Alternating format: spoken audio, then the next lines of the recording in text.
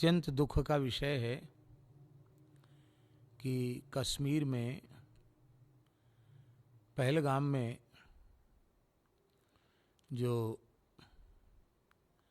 अत्यंत हृदय विदारक दुखद घटना हुई, कट्टर सांप्रदायिकता के जहर में अंधे हो रहे जो मुसलमान हैं, उन्हें आतंकी कहना भी बहुत उचित नहीं है। वे वस्तुतः धर्मांध जिहादी ही हैं, जिन्होंने पूछ पूछ करके हिंदुओं की नृशंस हत्या की। इस दुखद घटना ने संपूर्ण भारत राष्ट्र को झकझोर करके रख दिया है। सभी लोगों के मन अत्यंत व्यथित हैं।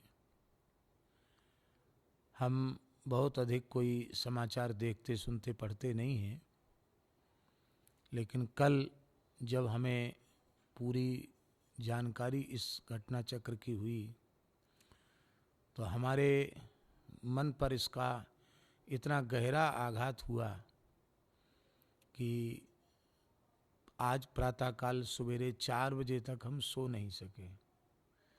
इस घटना की इतनी अधिक पीड़ा मन में हुई, स्नान के लिए भी जाना पड़ा। 4 बजे के बाद, सवेरे 4 बजे के बाद मुश्किल से 1.5 घंटे के लिए हमने विश्राम किया, फिर स्नान करके अपने कार्य में लग गए।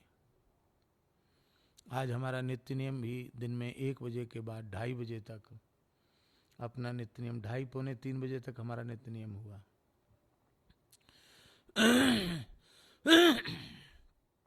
इस दिल दहला देने वाली,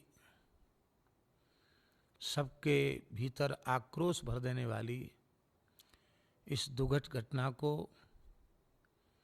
अब भारतीय सनातन हिंदू समाज को किसी भी अवस्था में सहन नहीं करना चाहिए।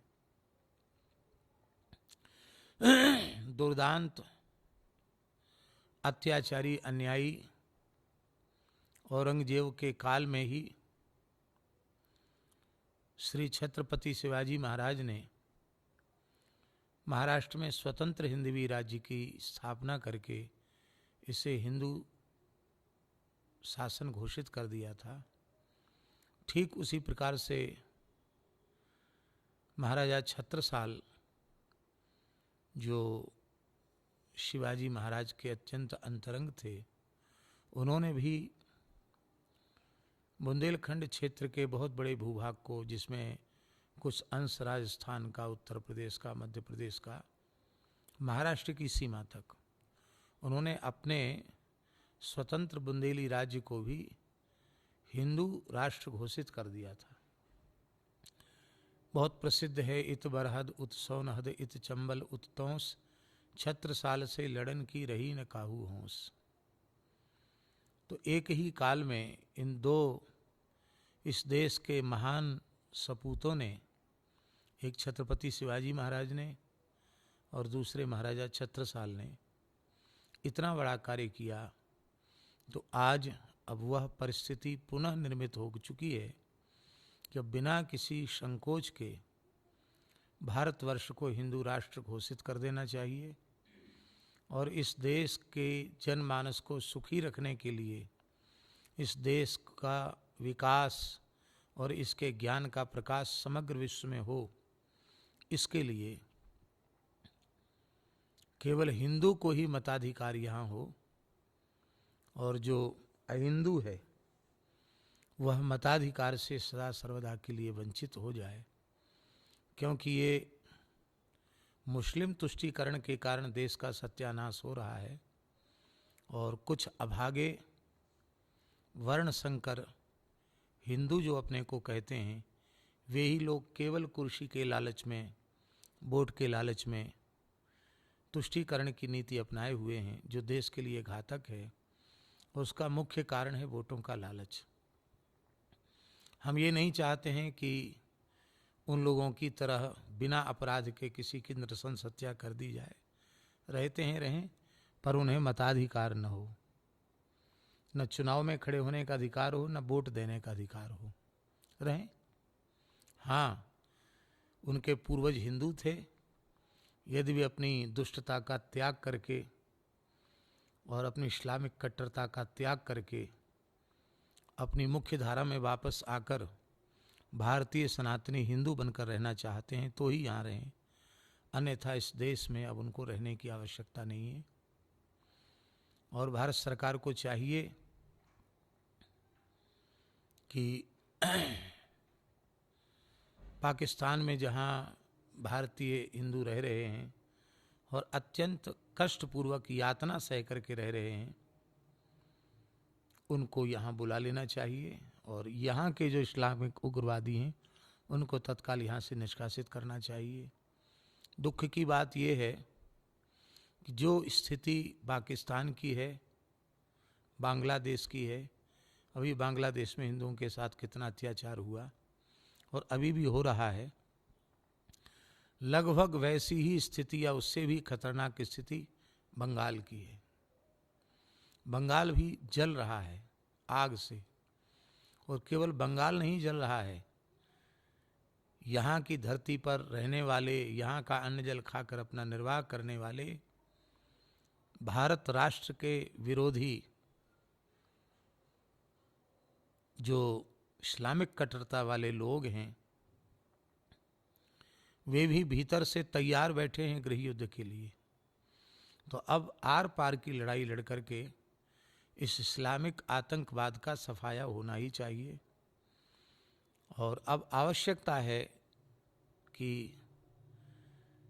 अपने आपसी सारे मतभेद मिटा करके हिंदू मात्र को एकजुट होना चाहिए और शपथ पूर्वक इस देश का विकास और इसकी निरंतर उन्नति हो, इसके लिए भारत राष्ट्र के प्रति, भारत माता के प्रति अपनी अनन्य निष्ठा व्यक्त करते हुए संगठित होकर के मतदान करना चाहिए। और जो लोग हिंदू होकर के, भारतीय सनातनी होकर के मुस्लिम तुष्टीकरण के पीछे लगे हैं, उनका जाति से, समाज से पूरी तरह बहिष्कार होना चाहिए। ऐसे लोगों से किसी प्रकार का संपर्क संबंध नहीं रखना चाहिए। जिस गोरक्षा के लिए मुगल काल से लेकर अंग्रेजी शासन तक और स्वतंत्र भारत में 1966 तक गोरक्षा के लिए बड़े बड़े आंदोलन हुए, आज भी गोवध भारत की धर्मप्राण धरती पर हो रहा है। गाय के रक्त से भारत की धरती रंजित हो रही है। उसका मुख्य हेतु है, कारण है हिंदू का असंगठित होना और कुछ तुष्टीकरण की राजनीति करने वाले हिंदुओं का हिंदुओं के ही बीच में फूट डालकर उनके मत को विभाजित करना। और यही कारण है कि गो हत्या जैसे भयंकर पाप हो रहे हैं। इसलिए यह अत्यंत आवश्यक है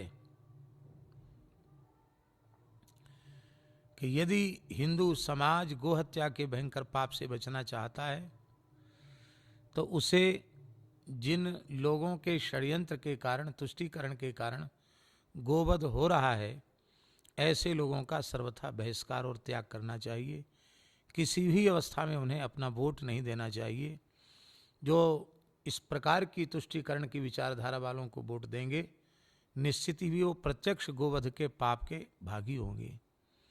इसलिए हमारा संपूर्ण हिंदू समाज से यह आग्रह है कि वह संगठित होकर के, और भगवान करें कि यहाँ गृहयुद्ध की स्थिति न आवे, लेकिन वातावरण जो दिखाई पड़ रहा है उससे लगता है कि यह देश गृहयुद्ध की ओर आगे बढ़ रहा है। और उस समय भारत माता की के स्वाभिमान की रक्षा के लिए प्रत्येक हिंदू को अपने प्राणपण की बाजी लगा करके और भारत माता की जो गरिमा महिमा है उसकी सुरक्षा में अपने आत्म बलिदान के लिए, आत्मोत्सर्ग के लिए कटिबद्ध रहना चाहिए।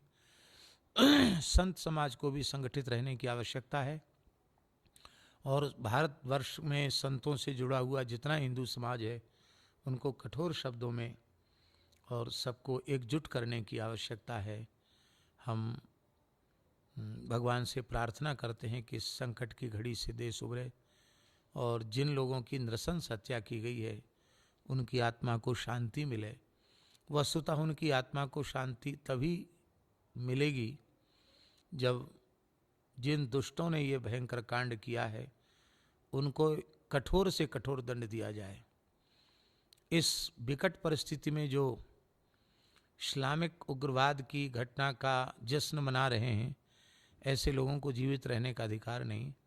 उनको तो भारत सरकार को चाहिए कि गोली मार के समाप्त कर दे, जिससे दूसरे लोगों को इस प्रकार का दुस्साहस करने का प्रयास न रह जाए, दुस्साहस करने की हिम्मत उनके मन में न हो। ये देश का सौभाग्य है कि परम राष्ट्रभक्त, भारतीय सनातन मूल्यों के प्रति जिनमें आस्था और श्रद्धा है, ऐसे नरेंद्र भाई मोदी देश के प्रधानमंत्री हैं। रक्षा मंत्री राजनाथ सिंह जी हैं और गृह मंत्री अमित शाह जी हैं। ये इनकी जो त्रिपुटी है, ये निश्चित ही देश के लिए इस समय बहुत अच्छी है। यही एक संतोष की बात है। आज पूरे हिंदू समाज को शासन को अपना पूरा पुरजोर समर्थन देना चाहिए और जो निर्णय भारत सरकार ने लिए हैं, चाहे सिंधु जल समझौते को रोकने का निर्णय लिया है अथवा जो आवागमन बंद करने का निर्णय लिया है, इस पर अटल रहना चाहिए। और जो लोग इसका विरोध कर रहे हैं कि भारत सरकार को ये नहीं करना चाहिए, उन्हें राष्ट्रद्रोही मान करके कठोर से कठोर सजा मिलनी चाहिए। हम बार बार भगवान से प्रार्थना करते हैं कि भारतवर्ष की सर्वविध रक्षा हो, क्योंकि संपूर्ण मानव जाति की सुरक्षा के लिए भारत और भारतीयता की सुरक्षा बहुत आवश्यक है। नारायण नारायण नारायण, हरि शरणम। माई मेरे श्याम लग्यो